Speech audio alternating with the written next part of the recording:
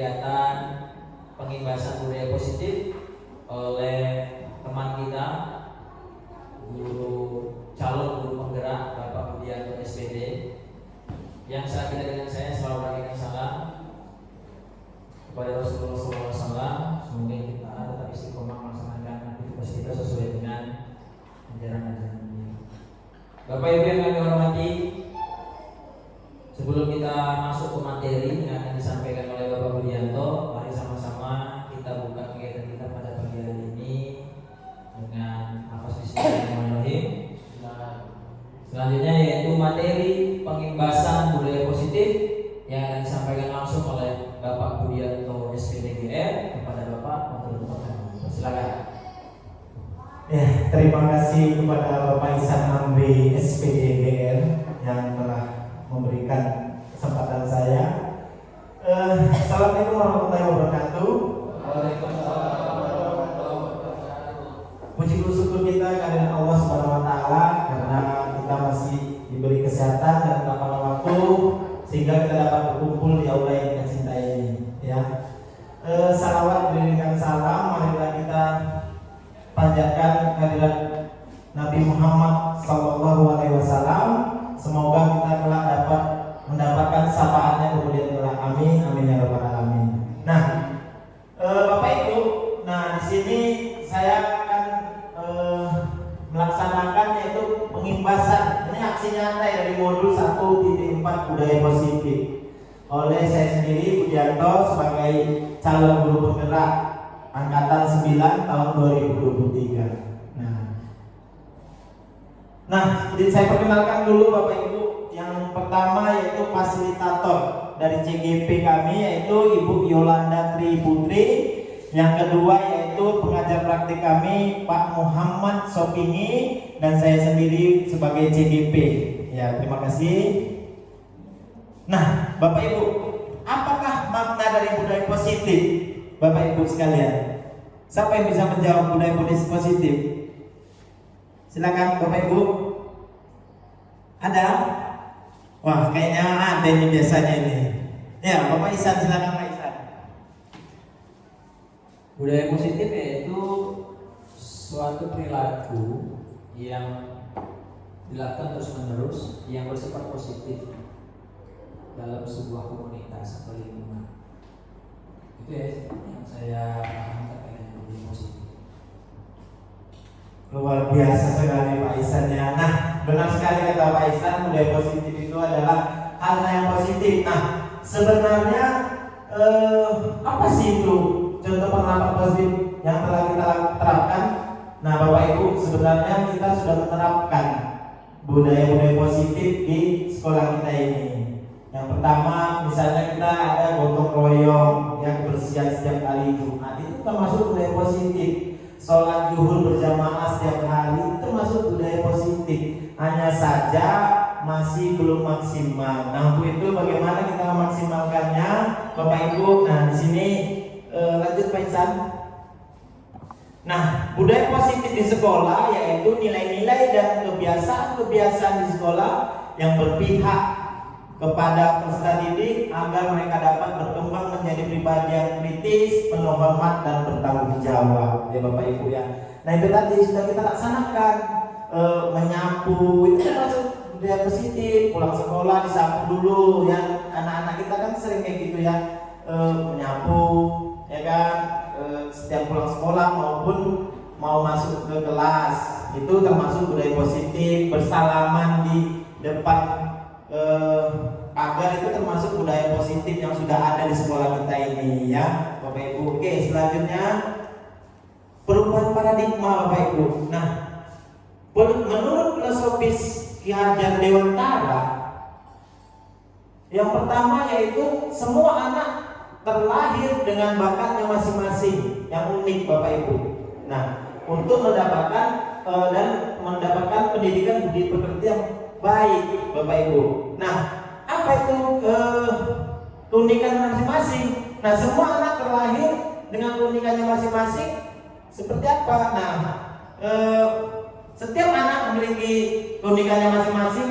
Misal contohnya yaitu anak ada yang dia tidak berbakat di pelajaran matematika, tetapi dia berbakat di pelajaran seni musik. Nah, bakat itulah yang akan kita bimbing, kita tuntun, gitu Bapak Ibu. Contoh juga ada dia anak yang belajar matematika, fisika dan sebagainya, tetapi bahasa Indonesia baik Bapak Ibu.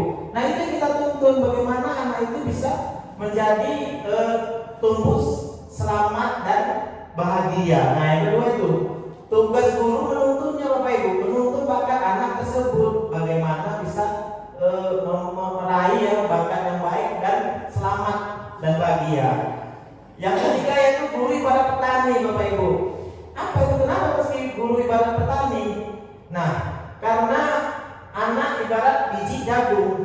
Nah, tidak mungkin ketika petani itu menanam biji jagung akan menghasilkan buah cabai yang besar dan baik. Kan tidak mungkin Bapak Ibu. Bagaimana petani itu menanam biji jagung supaya jagungnya besar, sehat, baik dan menghasilkan jagung yang banyak.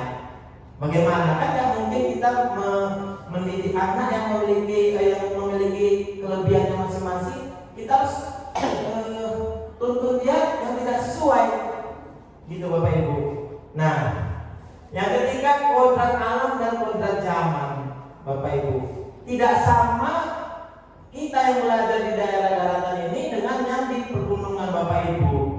Tidak sama kita belajar pada saat zamannya orang tua kita dengan zaman sekarang Bapak Ibu.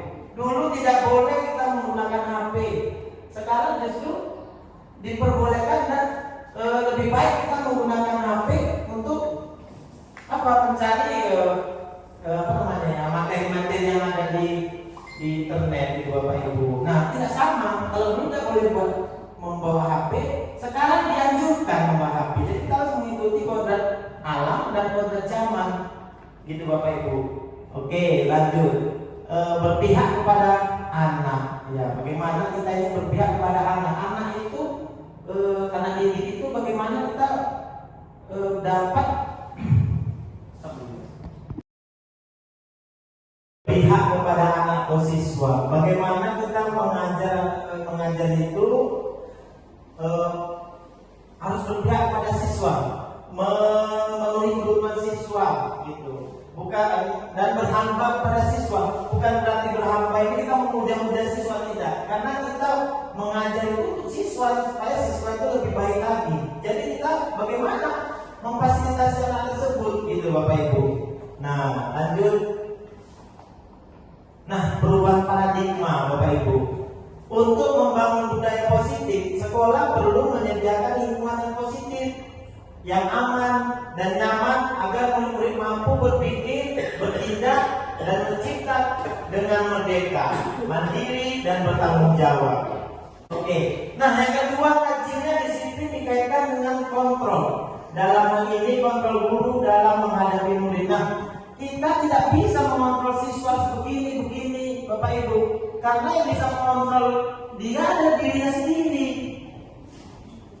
Nah, perubahan paradigma menurut William Glasser dan kontrol teori. Nah, untuk meluruskan miskonsepsi tentang kontrol tadi Bapak Ibu. Nah, ilustrasi guru mengontrol murid. Nah, ilusi guru mengontrol murid. Nah, kita selalu beranggapan bahwasanya kita bisa mengontrol siswa untuk jangan begini, kita tidak bisa. Yang kedua yaitu ilusi bahwa kritik membuat orang merasa bersalah, dapat menguatkan karakter. Bukan berarti kita kamu bersalah, kamu begini. Itu bukan berarti dapat mengubah mereka untuk lebih baik lagi, tidak. Yang ketiga yaitu ilusi bahwa semua penguatan positif dan bermanfaat, ya, positif, efektif dan bermanfaat. Semua ilusi bahwa semua penguatan positif, efektif dan bermanfaat. Artinya apa? Kita nasihati dia, kita nasihati ini begini, belum tentu itu. Nah, yang keempat yaitu ilusi bahwa orang dewasa memiliki hak untuk memaksa. Jadi kita sebagai guru Bapak Ibu tidak bisa memaksa anak harus begini, begitu. Tidak bisa. Karena kita sebagai orang tua kita berhak memaksa. Selama ini kan paradigmanya seperti itu Bapak Ibu. Ternyata, nah perubahan paradigma stimulus respon ke teori kontrol. Bisakah kita mengontrol seseorang? Nah, yang pertama stimulus respon. Kita mencoba merubah orang agar berpandangan sama dengan kita. Selama ini kita selalu merubah untuk setiap siswa atau anak didik harus berpandangan yang sama dengan kita. Padahal kita menurut teori kontrol kita berusaha memahami pandangan orang lain tentang dunia. Gitu Bapak Ibu. Yang kedua yaitu perilaku buruk dilihat sebagai suatu kesalahan. Nah ini paradigma kita selalu. Perilaku buruk itu selalu kita anggap sebagai sebuah kesalahan. Padahal semua perilaku memiliki tujuan Bapak Ibu. Nah yang ketiga, orang lain bisa mengontrol saya. Nah hanya Anda yang bisa mengontrol diri Anda Bapak Ibu sekalian. Sama dengan siswa juga, tidak bisa kita mengontrol siswa. Hanya siswa yang dapat mengontrol dirinya sendiri. Nah, saya bisa mengontrol orang lain. Anda tidak bisa mengontrol orang lain. Pemaksaan ada pada saat bujukan gagal. Nah, ketika kita membujuk dan itu gagal bujukan kita selalu memaksa. Nah, padahal kolaborasi dan kesempatan menciptakan pilihan-pilihan baru. Bagaimana kita memberi pilihan kepada siswa itu supaya bisa berlaku lebih baik lagi. Nah, yang terakhir yaitu model berpikir menang kalah. Kita selalu beranggapan kalau kita sudah berargumentasi misalnya Bapak Ibu. Nah, ketika dia kalah, ketika kita merasa menang dan dia merasa kita anggap sebagai yang kalah. Padahal model berpikir itu menang, semua menang. Model berpikir menang. Bagaimana mereka menang, kita pun menang Bapak Ibu. Apa makna dari disiplin? Nah ini tadi yang akan saya bahas di sini yaitu kesepakatan kelas. Apa makna dari disiplin? Mari Bapak Ibu kita lihat. Nah, kata disiplin sering dikaitkan dengan tata tertib, teratur, dan kepatuhan pada peraturan. Kata disiplin juga sering dihubungkan dengan hukuman. Padahal itu sungguh berbeda karena belajar dengan disiplin tidak harus dengan memberi hukuman. Justru itu adalah salah satu alternatif terakhir dan kalau perlu tidak digunakan sama sekali. Artinya Bapak Ibu, kalau kita mendisiplinkan siswa bukan berarti harus kita menggunakan hukuman. Nah bisa, dan itu kalau hukuman itu bisa menjadi alternatif terakhir bahkan tidak ada. Nah menurut Ki Hajar Dewantara menyatakan bahwa untuk mencapai kemerdekaan atau dalam konteks pendidikan kita saat ini dan untuk menciptakan murid yang merdeka, syarat utamanya adalah harus ada disiplin yang kuat. Disiplin yang dimaksud adalah disiplin diri yang memiliki motivasi internal. Jika kita tidak memiliki motivasi internal, maka kita memerlukan pihak lain untuk mendisiplinkan kita, Bapak Ibu. Nah, lanjut. Nah, teori motivasi perilaku manusia. Yang pertama, untuk menghindari ketidaknyamanan atau hukuman. Apa yang akan terjadi apabila saya tidak melakukannya? Nah, ini termasuk motivasi eksternal. Yang kedua yaitu untuk mendapatkan imbalan dari orang lain atau institusi. Apa yang akan saya dapatkan apabila melakukannya? Nah, ini motivasi dari eksternal. Semua ini antara satu dan dua ini adalah motivasi eksternal. Nah, seperti imbalan. Nah, bagaimana kalau saya datang cepat waktu? Apa yang akan saya dapatkan? Apakah pujian, reward dan sebagainya? Nah, jadi itu adalah motivasi yang dari eksternal, Bapak Ibu. Sementara motivasi yang ketiga itu untuk menghargai diri sendiri, menjadi insan yang sesuai harapan. Saya akan menjadi orang yang seperti apa bila saya melakukannya. Nah, ini termasuk motivasi internal yang tujuannya disiplin positif, Bapak Ibu. Sampai di sini Bapak Ibu ada pertanyaan, tanggapan, Pak Isan, yang teman lain? Izin Pak Budi. Ya. Jadi maksudnya yang dikatakan sebagai teori perilaku manusia itu, Pak Budi tadi mengatakan kan selama ini yang dilakukan oleh siswa kita, dia melakukan sesuatu itu berarti karena faktor orang lain, bukan dari dalam dirinya. Berarti maksudnya seharusnya gitu ya, seharusnya berarti motivasi itu dari dalam diri. Dari dalam diri itu maksudnya Pak. Saya ingin menanyakan itu saja Pak Budi. Terima kasih. Terima kasih.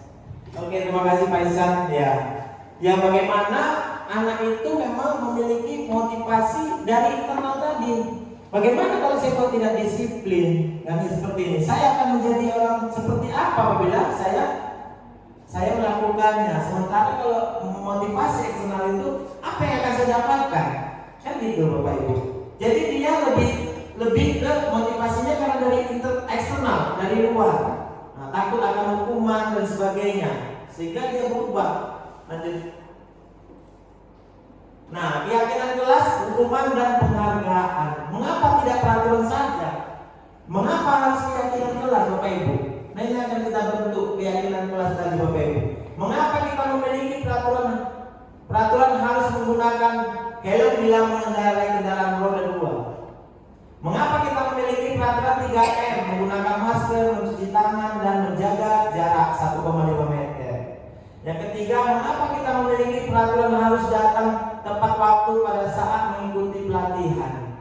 Untuk mendukung motivasi intrinsik, kembali ke nilai-nilai atau keyakinan-keyakinan lebih menggerakkan seseorang dibandingkan mengikuti serangkaian peraturan-peraturan.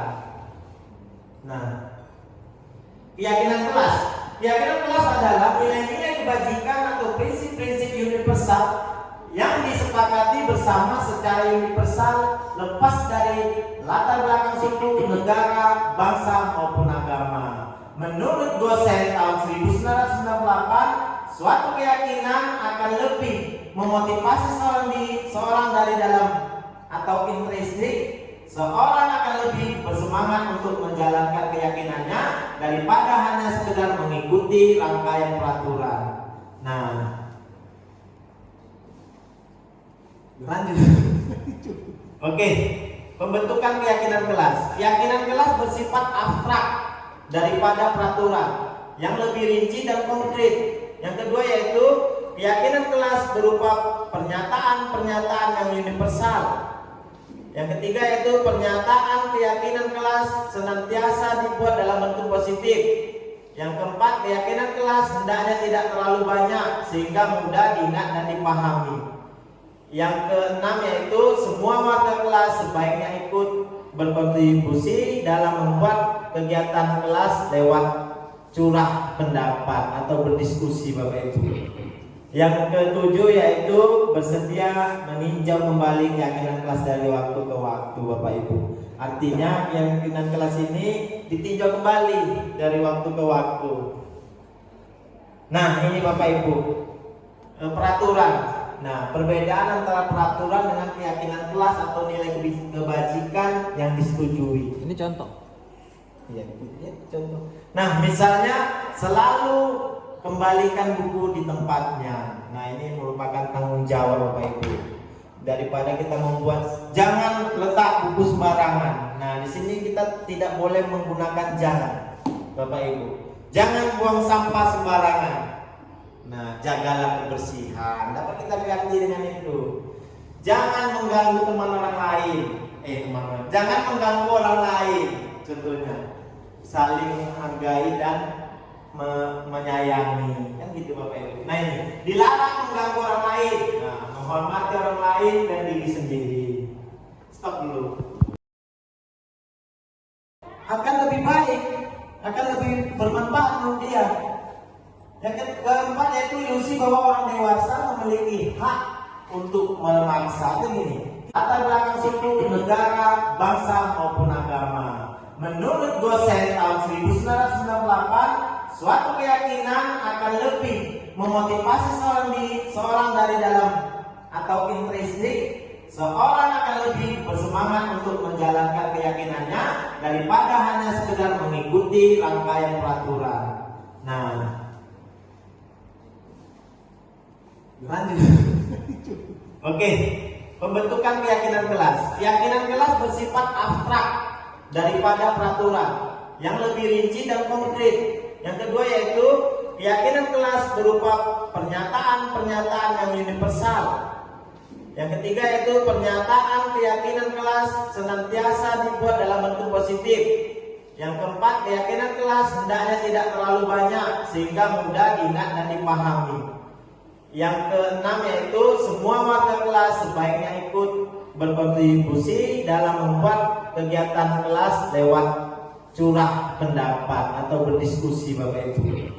Yang ketujuh yaitu bersedia meninjau kembali keyakinan kelas dari waktu ke waktu Bapak Ibu. Artinya keyakinan kelas ini ditinjau kembali dari waktu ke waktu. Nah ini Bapak Ibu peraturan. Nah perbedaan antara peraturan dengan keyakinan kelas atau nilai kebajikan yang disetujui. Ini contoh. Ya, contoh. Nah misalnya selalu kembalikan buku di tempatnya. Nah ini merupakan tanggung jawab Bapak Ibu. Daripada kita membuat, jangan letak buku sembarangan. Nah di sini kita tidak boleh menggunakan jangan Bapak Ibu. Jangan buang sampah sembarangan. Nah jagalah kebersihan. Dapat kita ganti dengan itu. Jangan mengganggu teman orang lain. Jangan mengganggu orang lain. Contohnya saling menghargai dan menyayangi, kan gitu Bapak Ibu. Nah ini dilarang mengganggu orang lain, nah, menghormati orang lain dan diri sendiri. Hadir ke sekolah 15 menit sebelum pembelajaran dimulai. Nah, menghormati orang lain, komitmen pada tujuan atau berkomitmen Bapak Ibu. Nah yang keempat yaitu dilarang melakukan kekerasan. Nah ini kita buat keselamatan, menghormati orang lain. Yang kelima yaitu dilarang menggunakan narkoba. Nah ini kesehatan. Bahwa pindah, belum siap. Oke Bapak Ibu. Nah dari tabel tersebut yang pertama yaitu tindakan guru mencatat 100 kali dalam buku kalimat saya tidak akan terlambat lagi karena terlambat ke sekolah. Nah ini Bapak Ibu termasuk konsekuensi atau hukuman Bapak Ibu? Konsekuensi. Oke, konsekuensi. Yang benar adalah Bapak Ibu hukuman. Bapak Ibu. Oke. Yang kedua yaitu ya. Lari mengelilingi lapangan basket 2 kali karena terlambat ada di sekolah. Ini termasuk hukuman atau konsekuensi? Iya, ini termasuk hukuman Bapak Ibu. Nah, murid diminta untuk push up 15 kali karena tidak menggunakan masker ke sekolah. Ini masuk hukuman atau konsekuensi? Oke, nanti kita jawab bersama Bapak Ibu ya. Nah, menggantikan kertas tugas teman yang telah dicoret-coret itu masuk hukuman atau konsekuensi?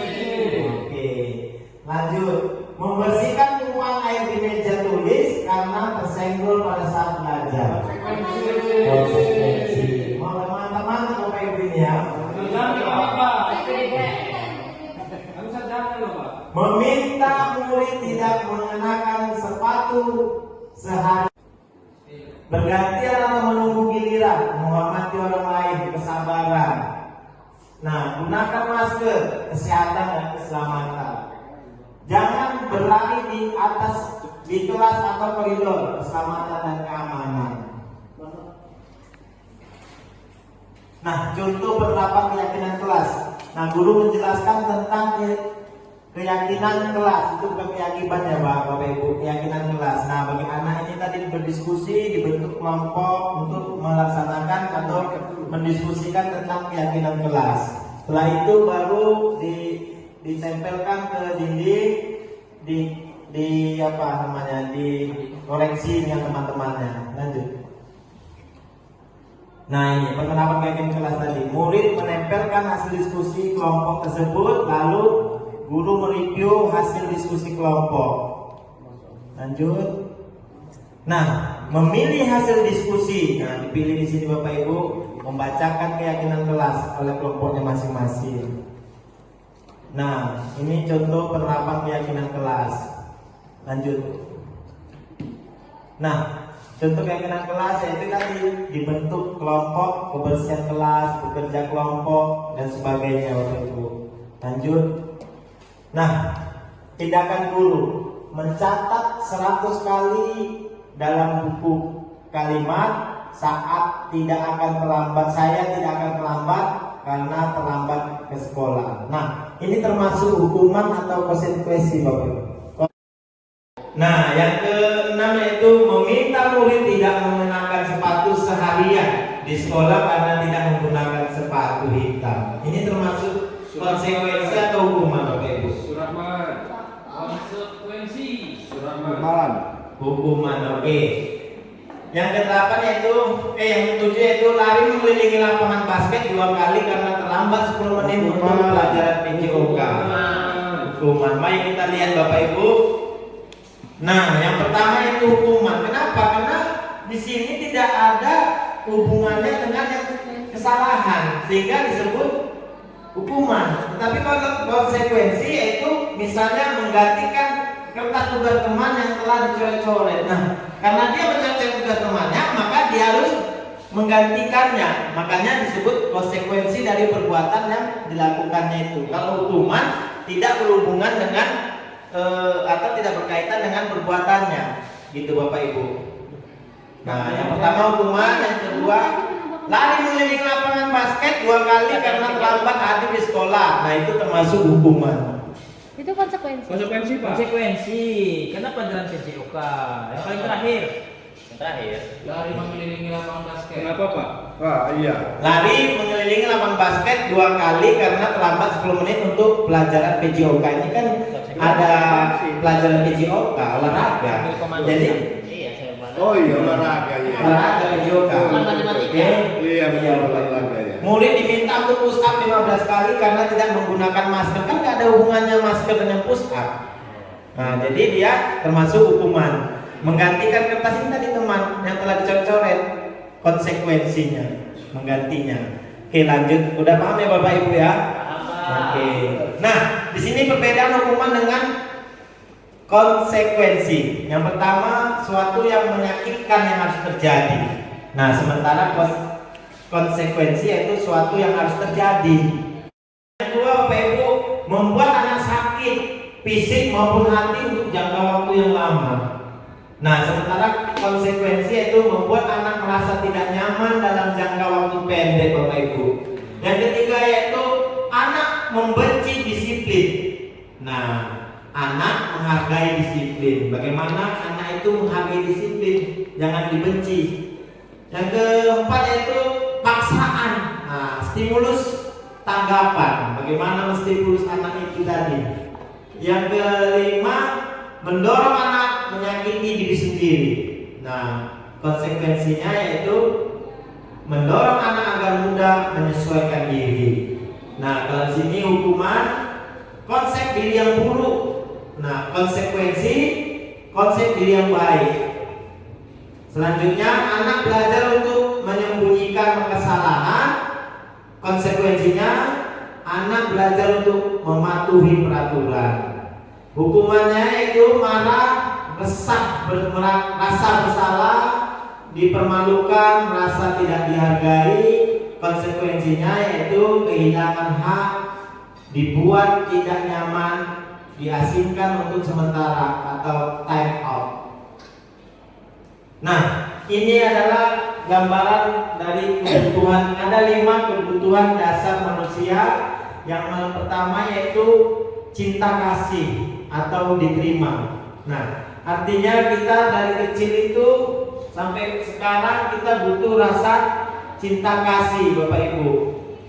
Tadi dasar dari kebutuhan dasar dari manusia itu ada 5. Selanjutnya, kasus nansinya ada kasus Bapak Ibu. Ibu Ani, guru kelas 5 SD pelita hati, sedang bingung menghadapi ulah salah satu murid di kelasnya yang bernama Agus. Beberapa anak telah datang dan menurunkan Agus yang seringkali meminta bekal makan siang mereka dengan paksa. Jika Anda menghadapi situasi seperti Ibu Ani, apa yang Anda akan lakukan? Menurut Anda kira-kira apa alasan Agus melakukan hal tersebut? Nah, Bapak Ibu, kita tidak bisa langsung menyalahkan Agus. Kita harus paham dulu atau kita telusuri dulu apa yang membuat Agus ini melakukan hal tersebut. Next. Nah, dalam konteks penerapan disiplin positif, Ibu Ani sebaiknya mencari tahu alasan Agus melakukan tindakan tersebut agar mengetahui kebutuhan mana yang sedang berusaha dipenuhi Agus. Nah, dari kebutuhan yang 5 tadi, apa sebenarnya kebutuhan Agus yang berusaha dia penuhi? Yang pertama, apabila jawaban Agus karena ia lapar dan orang tua tidak membawakannya bekal, maka siang kebutuhannya adalah bertahan hidup. Yang kedua, apabila jawaban Agus karena ia senang temannya jadi memperhatikan dia, maka si Agus ini kebutuhannya adalah cinta dan kasih sayang atau kebutuhan untuk diterima. Nah, bagaimana dia diterima di teman-temannya? Yang ketiga, apabila jawaban Agus adalah dia merasa hebat karena temannya jadi takut menuruti keinginannya, maka kebutuhannya adalah penguasaan atau pengakuan atas kemampuannya. Nah, tadi Bapak Ibu, penguasaan artinya pengakuan dia akan kemampuannya itu tadi, dia ingin diakui gitu. Yang keempat yaitu apabila jawaban Agus karena dia merasa bosan dengan bekal yang dibawakan ibunya karena selalu membawakan bekal yang sama, kebutuhannya adalah kebebasan akan pilihan. Nah, ada tadi kebebasan kan Bapak Ibu, kebutuhan kebebasan. Yang kelima yaitu apabila jawaban Agus adalah karena iseng saja dan ia menikmati ekspresi wajah temannya yang kesal karena diambil makanannya, kebutuhannya adalah kebutuhan kesenangan. Dia merasa senang apabila temannya tadi kan takut gitu Bapak Ibu. Lanjut, apa itu restitusi? Nah, restitusi adalah proses menciptakan kondisi bagi murid untuk memperbaiki kesalahan mereka sehingga mereka bisa kembali pada kelompok mereka dengan karakter yang lebih kuat menurut dosen tahun 2004. Nah, ada 9 ciri restitusi Bapak Ibu. Yang pertama, bukan untuk menebus kesalahan, namun untuk belajar dari kesalahan. Yang kedua, memperbaiki hubungan. Yang ketiga, tawaran bukan paksaan. Yang keempat, restitusi menuntun untuk melihat ke dalam diri. Yang kelima, restitusi mencari kebutuhan dasar yang mendasari tindakan. Yang keenam, restitusi diri adalah cara yang paling baik untuk memperbaiki diri. Yang ketujuh, restitusi fokus pada karakter bukan tindakan. Yang kedelapan, restitusi fokus pada solusi. Yang kesembilan, restitusi mengembalikan murid yang berbuat salah pada kelompoknya. Nah, lanjut. Nah, ini segitiga restitusi.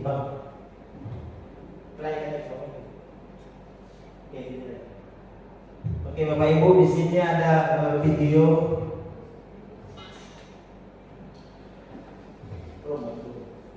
Lihat ini.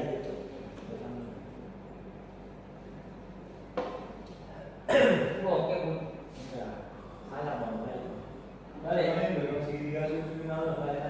Tapi sebelum kita aja pun tak apa-apa itu. Oke. Yang kemarin itu juga. Pada video kali ini kita akan membahas tentang salah satu program disiplin positif yang diterapkan di sini ada video segitiga restitusi revisi 2. Mari kita lihat bersama-sama supaya lebih paham lagi Bapak Ibu tentang segitiga restitusi tadi. Salam dan bahagia Ibu dan Bapak guru hebat. Pada video kali ini kita akan membahas tentang salah satu program disiplin positif yang diterapkan di lingkungan sekolah yang dikenal dengan nama restitusi. Betul, aku ada ini yang bikin.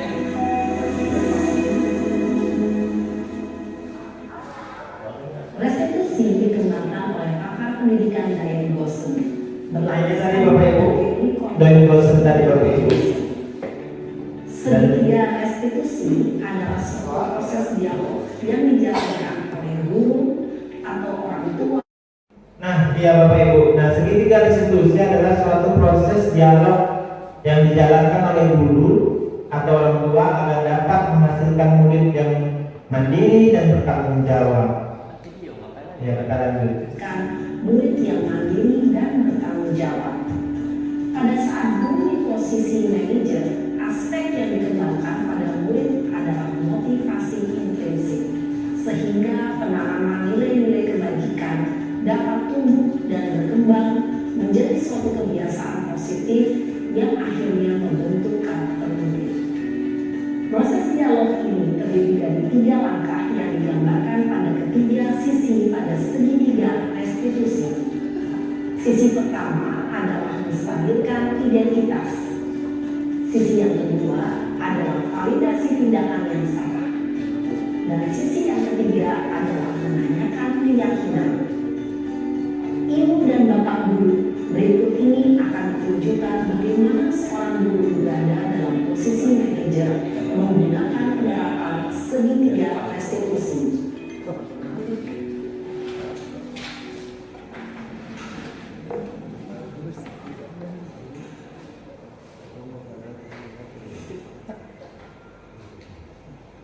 Siang sana. Siang Pak. Sudah lama nggak ketemu sana? Kenapa hadir ada di sini? Kesel Pak, kesel banget. Masa aku dikatain tukang fitnah Pak? Ya aku malu Pak. Aku baru dikatain mereka di depan kelas. Kesel banget. Oh begitu. Ya pasti kamu marah dan kesal. Bapak juga akan marah apabila ada yang menuduh Bapak seperti itu. Kemudian pada saat itu kamu mau melakukan apa? Ya saya langsung ngatain mereka lah Pak. Kesel banget. Saya bentak-bentak dia di depan teman-teman lain. Oh begitu. Pasti kamu melakukan seperti itu karena suatu alasan tertentu kan? Iya lah, masa saya diam saja Pak? Ya saya bela diri lah. Masa saya dituduh tukang fitnah?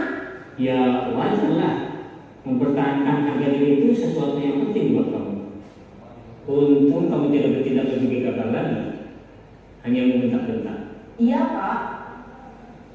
Untung saya masih bersabar dan hanya memutar saja. Sudah gemes padahal, saya pasti bela diri lah. Ya pasti ya. Tapi kamu memilih untuk tetap bertahan dan bersabar. Kamu memilih untuk tidak berbuat lebih parah lagi. Iya. Nah, sekarang coba kita lihat lagi tindakan kamu yang bentak-bentak Eka di kelas. Tindakan kamu itu kira-kira sesuai dengan keyakinan kelas atau prinsip kamu tidak? Enggak lah Pak. Capek Pak jadi marah. Jadi keyakinan atau prinsip mana yang kurang sesuai dengan keinginan kamu? Ya, saya sebenarnya sangat menghargai orang lain. Mungkin saat itu saya menjadi emosi, jadi tidak menunjukkan sikap itu. Kamu meyakini tidak? Menghargai orang lain itu penting buat kamu. Yakinlah Pak. Iya, setuju. Kita harus saling menghargai. Namun, ada juga keyakinan yang kita sepakati yang perlu kita jalankan apabila kita sedang marah, bukan? Ya saya bisa lebih proaktif, mulai dengan diri sendiri. Saya bisa jadi lebih sabar, mengambil waktu jeda untuk berpikir mau apa selanjutnya. Kira-kira kamu bersedia memperbaiki masalah ini tidak? Bersedia Pak. Kalau kamu memperbaiki masalah ini, kamu akan menjadi orang seperti apa? Saya akan menjadi orang yang bertanggung jawab kali ya Pak. Dan senantiasa proaktif. Iya, menurut kamu bagaimana rasanya menjadi orang seperti itu? Ya nyaman lah, bangga bisa bersabar dan bertanggung jawab. Baiklah kalau begitu. Yuk kita pikirkan bagaimana memperbaiki masalah ini.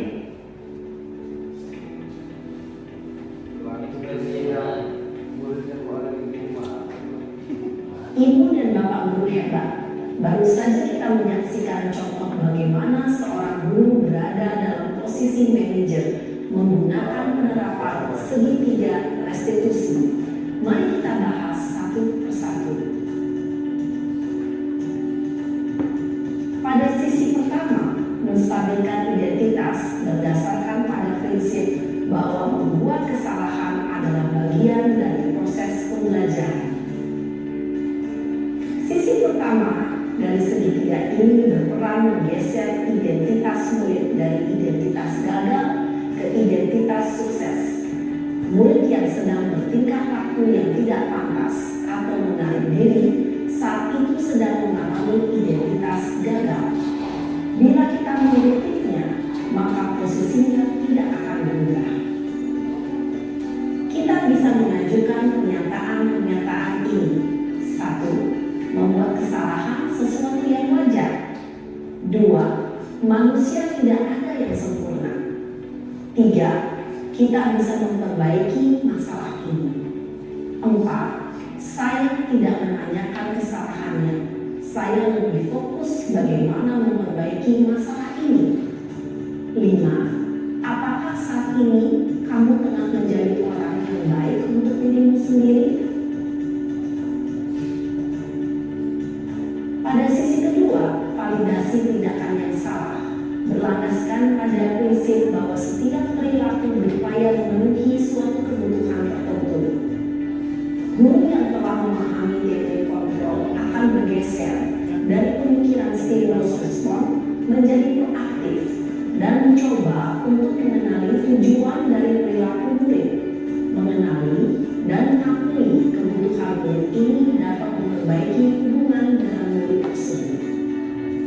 Pernyataan atau pertanyaan bisa disampaikan dengan nada suara tidak menghakimi atau memojokkan, sehingga dapat mengembalikan murid pada posisi positif. 1. Kamu bisa saja bertindak lebih gegabah lagi dari ini. 2. Kamu bukan melakukannya tanpa suatu alasan tertentu. 3. Kamu melakukannya karena mempertahankan sesuatu yang penting bagimu. 4. Mungkin kamu bisa mempelajari suatu perilaku baru yang lebih efektif. Bersediakah kamu mempelajarinya? Selanjutnya, kita akan simak sisi terakhir, yaitu menanyakan keyakinan. Teori kontrol menyatakan bahwa pada dasarnya kita termotivasi secara intrinsik. Pada saat perilaku yang salah telah divalidasi dan identitas sukses telah stabil, maka murid telah siap mengaitkan keyakinan-keyakinannya dengan tindakannya yang salah dan pemikirannya telah bergeser ingin menjadi orang yang dituju.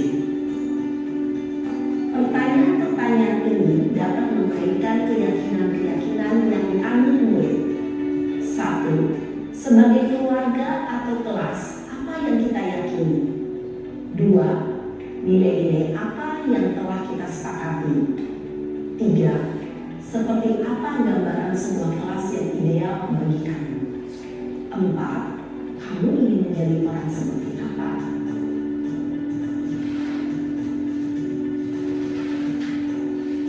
Dalam menerapkan segitiga restitusi, perlu diperhatikan beberapa hal, yaitu 1. Perilaku yang salah perlu dikaitkan dengan nilai-nilai atau keyakinan-keyakinan yang telah disepakati atau dituju. 2. Kesediaan orang yang melakukan kesalahan untuk memperbaiki masalah. 3. Pemecahan masalah sebisa mungkin relevan atau memiliki hubungan dengan masalah yang ada. 4. Usaha. Perlu adanya suatu usaha perbaikan dari pihak yang membuat kesalahan. 5. Waktu. Perlu mendedikasikan waktu dari pihak yang membuat kesalahan. Tanyakan kapan akan mulai melakukan usaha untuk memperbaiki masalah. Dengan memahami struktur penerapan segitiga restitusi, diharapkan guru dapat menerapkan posisinya sebagai manajer dengan mengajukan pertanyaan-pertanyaan bermakna yang dapat membuat murid menjadi lebih percaya diri, bertanggung jawab, dan mandiri. Nah, ibu bapak guru perlu tidaknya mengikuti ketiga tahapan dalam segitiga restitusi bergantung pada ringan beratnya suatu permasalahan. Misalnya, bila permasalahan tersebut ringan, maka tidak perlu dijalankan secara berurutan. Bahkan bisa semudah menanyakan apa keyakinan yang kita sepakati. Dengan menjalankan segitiga restitusi, dengan mengajukan pertanyaan-pertanyaan bermakna, diharapkan murid menjadi lebih kuat secara pribadi, dapat membuka wawasan hidup agar dapat menyelesaikan permasalahannya sendiri, semakin percaya diri, mandiri, dan merdeka. Salam dan bahagia, ibu bapak guru hebat. Oke Bapak Ibu, di sini ada dokumentasi penerapan segitiga restitusi yang saya buat. Mari kita tonton bersama videonya.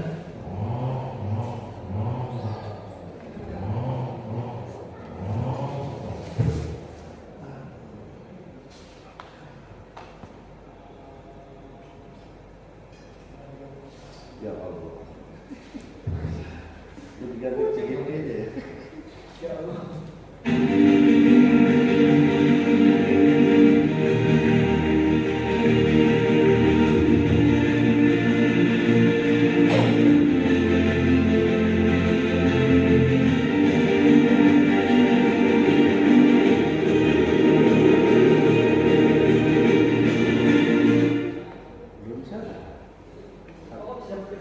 Belum siapa?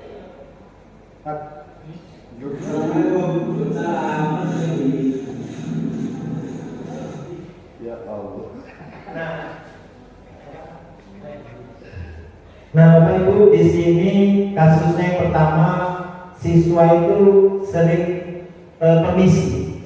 Nah, di sini ternyata siswa itu ingin kelihatan apa ya namanya? Dia hanya ingin teman-temannya itu ketawa gitu, perasaan ingin bangga dia ketika teman-temannya ketawa.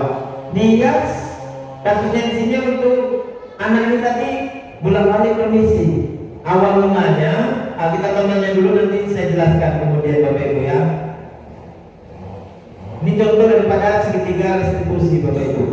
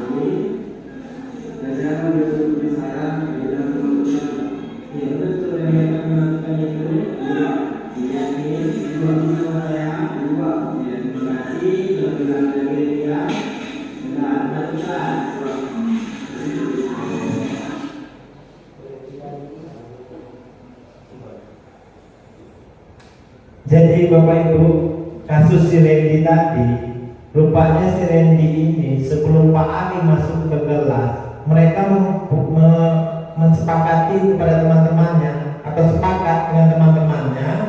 Si Randy ini mengatakan, kawan-kawan, nanti kalau masuk Pak Ali, nanti saya akan permisi ke toilet. Nah, padahal dia bercanda ini. Tadi dia ingin dihargai tadi, merasa supaya dia dihargai teman-temannya. Jadi tim awalnya Pak Ari dan Bu Eka yang melapor bahwasannya kalau si Ari ini bolak-balik permisi, dan Pak Ari dan Bu Eka tadi tidak meyakini bahwasannya benar-benar permisi. Nah, jadi si Ali tadi, si Randy tadi dilakukannya itu. Ketika Pak Ali mengatakan siapa yang ingin bertanya, nah si Randy tadi tunjuk tangan, saya Pak. Ternyata dia tunjuk tangan itu, saya Pak, bukan menjawab pertanyaan atau memberikan pertanyaan kepada Pak Ali, malah dia berbisik dan teman-temannya ketawa. Nah, selanjutnya lagi masuk lesnya Bu Eka matematika. Si Randy ini seperti juga, sampai bisa menjawab pertanyaan Ibu. Si Randy tadi tunjuk tangan lagi. Nah, tunjuk tangan, saya Bu, katanya Randy. Ternyata dia mau permisi juga, sehingga Bu Eka dan Pak Ali tadi melapor ke wali kelasnya.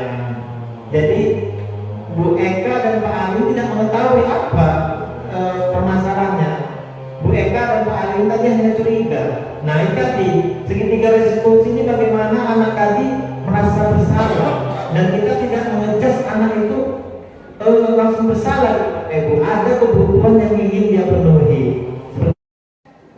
Oke Bapak Ibu, yang kedua ini adalah kasus kedua, siswa sering terlambat datang ke sekolah. Nah kita harus tahu alasan anak itu terlambat. Apakah dia memang memenuhi kebutuhan bagian tadi yang 5 tadi atau tidak? Kan gitu Bapak Ibu ya. Oke, lanjut Bapak Ibu.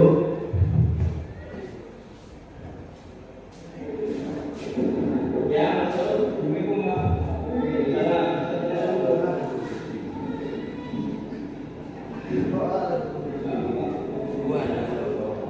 Ini saya kan melintaskan. Saya mendapat satu berita juga guru BK. Kalau yang ini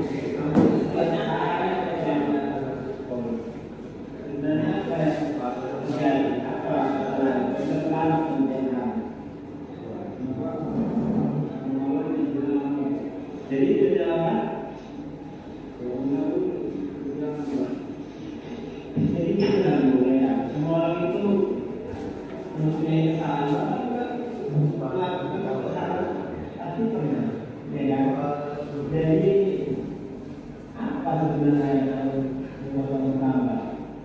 Memang karena bangun teman malam, juga teman malam. Yang lagi, aku tidak bisa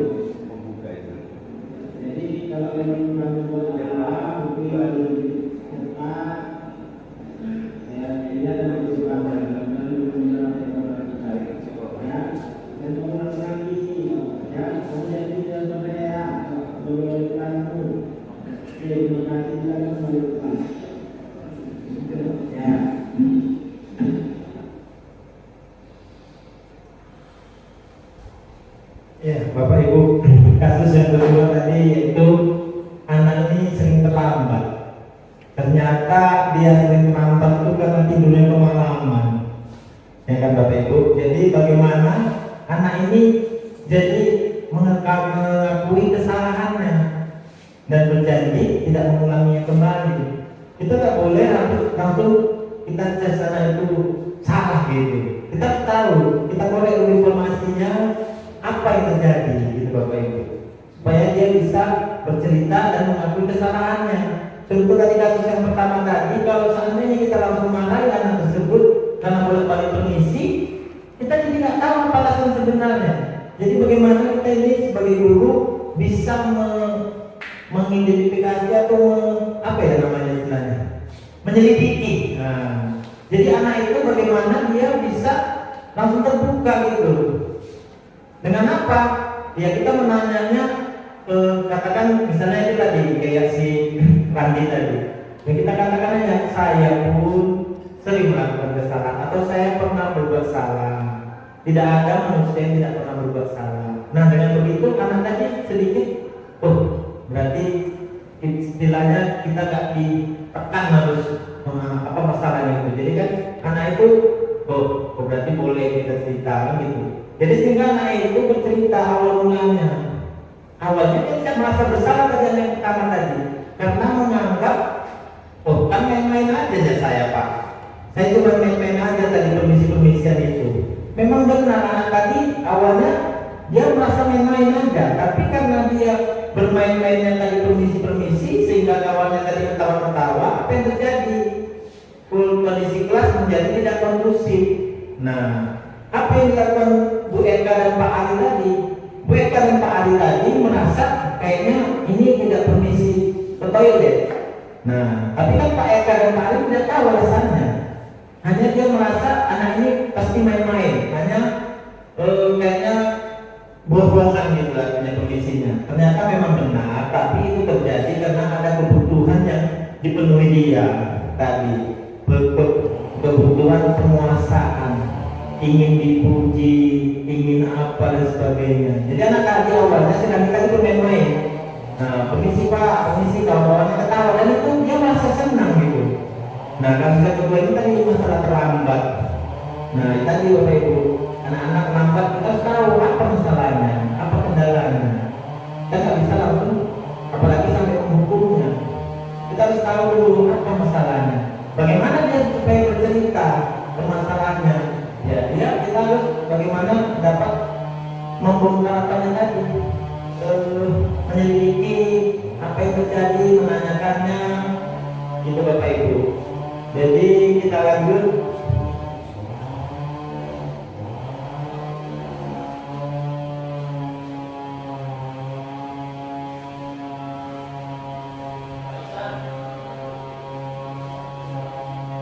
Nah, ini tadi segitiga restitusi.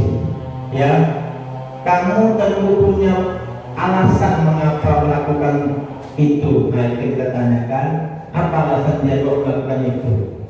Kedua, adakah cara yang lebih efektif untuk mendapatkan apa yang kamu butuhkan? Gitu. Baru, setiap orang pasti pernah melakukan kesalahan.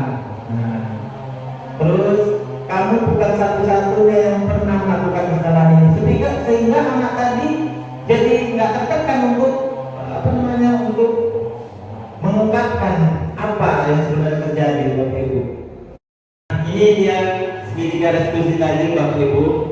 Nah, yang pertama itu validasi tindakan yang salah. Nah, memvalidasi kita dengan menanyakan kamu tentu punya alasan mengapa melakukan itu. Nah, kedua, adakah cara yang lebih efektif untuk mendapatkan apa yang kamu butuhkan? Nah, di sini ada menstabilkan identitas.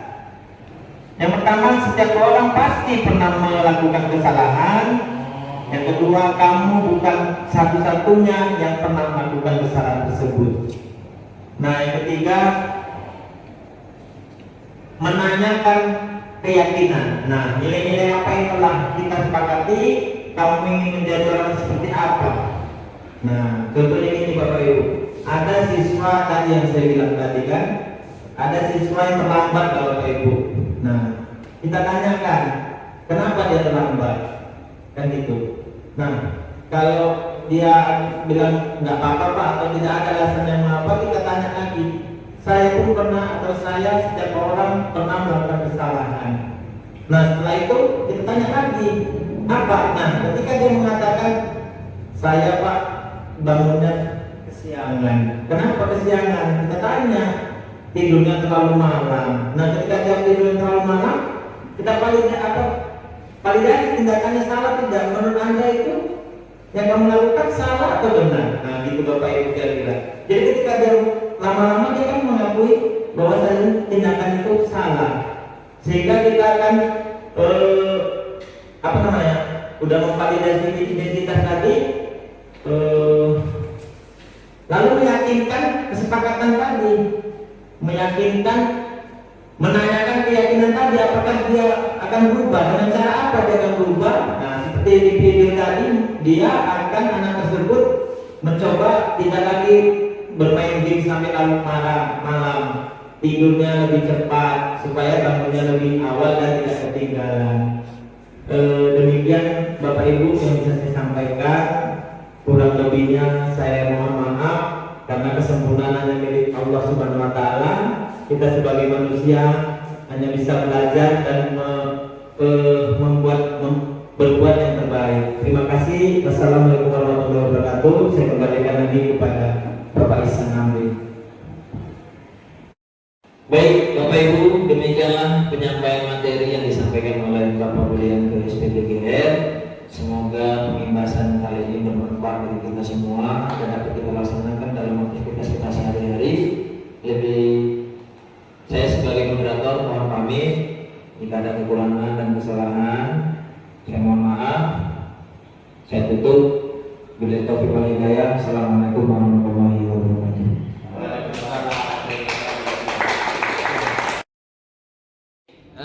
Tanggapan saya terkait dengan pengimbasan yang dilakukan oleh Bapak Budianto SPD tadi cukup memberikan hal baru bagi kami Dewan Guru di SMK Negeri 1 Erjoman, karena memang proses pembudayaan positif ini memang harus dilakukan dengan cara demikian, karena memang kebutuhan siswa yang cukup bervariasi di kelas. Oleh karenanya memang kompetensi restitusi yang diimbaskan oleh Pak Budi ini harapannya menjadi sebuah solusi agar rasa budaya positif itu benar-benar tertanam dari dalam diri anak-anak. Tentu ini menjadi PR bagi kami guru, menjadi masukan bagi kita semua pendidik, penerus bangsa di masa yang akan datang. Demikian mungkin tanggapan dari saya. Assalamualaikum warahmatullahi wabarakatuh. Assalamualaikum warahmatullahi wabarakatuh. Pertama saya ucapkan terima kasih kepada Bapak Budi yang sudah menyisihkan waktunya untuk memberikan berupa katakanlah metode-metode pembelajaran terbaru, khususnya pembahasan tentang budaya positif, di mana budaya positif ini yang sudah saya sedikit pahami dari Pak Budi tadi. Budaya positif ini merupakan hal yang dikatakanlah memang yang harus kita terapkan, dan kemudian yang harus akan kita teruskan. Menurut saya itu merupakan bagian untuk dalam menangani siswa, dan bagi saya itu juga mungkin yang akan saya terapkan nanti bagaimana dalam menangani misalkan masalah siswa, menangani kepentingan siswa, di mana tujuan kita memang di sini untuk benar-benar dalam sekolah. Dan kemudian sekali lagi saya sampaikan terima kasih kepada Pak Budi sudah mau mengimbaskan budaya positif kepada kami khususnya. Terima kasih. Assalamualaikum warahmatullahi wabarakatuh. Halo, assalamualaikum warahmatullahi wabarakatuh. Saya Muhammad Wasal Korni Dikiana, Tadi kami baru saja mengadakan pengimbasan ya yang dilakukan oleh Pak Budianto. Alhamdulillah selama proses yang kami lalui dalam pengimbasan sangat bermanfaat, apalagi beberapa hal yang berhubungan dengan proses untuk anak sangat membantu sekali untuk mengenali bagaimana cara untuk melakukan treatment untuk siswa agar kami bisa lebih baik dalam menangani siswa. Performa yang sejauh ini juga pastinya mungkin akan ada peningkatan, dan untuk Pak Budi juga sangat memberikan inspirasi ya, karena banyak informasi-informasi baru yang mungkin kami ketahui. Mungkin itu aja, terima kasih. Assalamualaikum warahmatullahi wabarakatuh. Semoga berjalan lancar. Terima kasih.